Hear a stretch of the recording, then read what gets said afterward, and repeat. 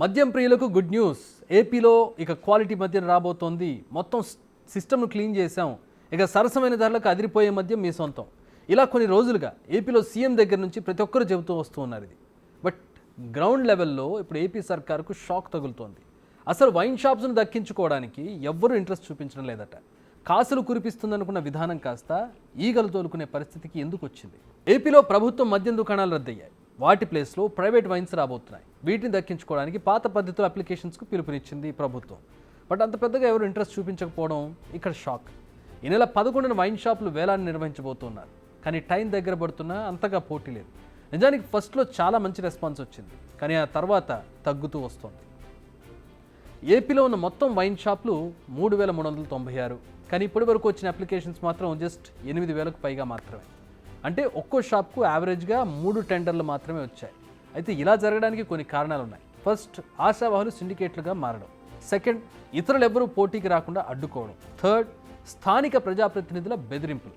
ఇలా కొన్ని కారణాలతో అప్లికేషన్స్ వేయడానికి తటపటాయిస్తున్నారు ఆశావాహులంతా. నిజానికి లిక్కర్ను ఓ ఆదాయ వనరుగా చూస్తారు. ఇటు బిజినెస్ చేసేవాళ్ళైనా సరే, అటు ప్రభుత్వాలైనా సరే. ఒకప్పుడు లిక్కర్ బిజినెస్ చేసేందుకు ఎగబడేవారు. కానీ జగన్ సీఎం అవడంతో సీన్ అంతా మారిపోయింది. మద్యం దుకాణాలను ప్రభుత్వమే నిర్వహించింది. దీంతో చాలామంది తమ ఆదాయ వనరులను కోల్పోయారు. మళ్లీ కూటమి ప్రభుత్వం రావడంతో ప్రభుత్వం మద్యం దుకాణాలను రద్దు చేశారు. పాత విధానాన్ని తీసుకొచ్చారంటే బిడ్డింగ్ వేసి కోట్ చేసేవారిని బట్టి లాటరీ టికెట్ల ద్వారా వాళ్ళకి ఆ లైసెన్స్ని ఇస్తారు. సో మళ్ళీ చాలామంది ఆశావాహులు పోటీ పడుతున్నారు. అయితే కొన్ని జిల్లాల్లో, అంటే విజయనగరం లాంటి ఏరియాల్లో విపరీతమైన పోటీ ఉండగా, మరికొన్ని జిల్లాలు లైక్ మన్యం లాంటి జిల్లాల్లో అసలు ఇంట్రెస్ట్ చూపించడం లేదు.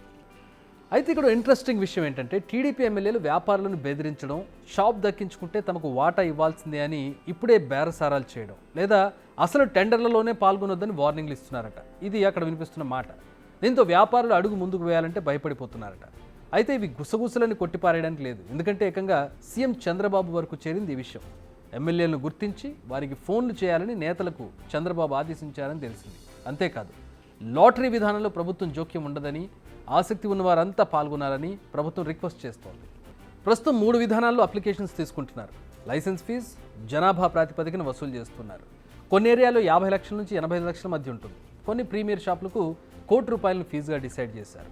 ఇక్కడ మరో ఇంట్రెస్టింగ్ విషయం ఏంటంటే, ఏపీలో లిక్కర్ టెండర్స్ వేసేందుకు తెలంగాణ ప్రజలు ఆసక్తి చూపించడం. అంటే ఇదేం కొత్త కాదు. ప్రతిసారి తెలంగాణ నుంచి చాలామంది ఏపీ బిడ్డింగ్లో పాల్గొంటారు. అలాగే ఏపీ నుంచి తెలంగాణ బిడ్డింగ్లో పాల్గొంటారు. మరి ప్రభుత్వం తీసుకుంటున్న చర్యలతో ఇక ముందైనా వ్యాపారులు ముందుకు వస్తారో లేదో చూడాలి. బిగ్ టీవీ అవుట్లుక్ కథనాలు నచ్చితే వెంటనే బిగ్ టీవీ ఛానల్ ను సబ్స్క్రైబ్ చేయండి.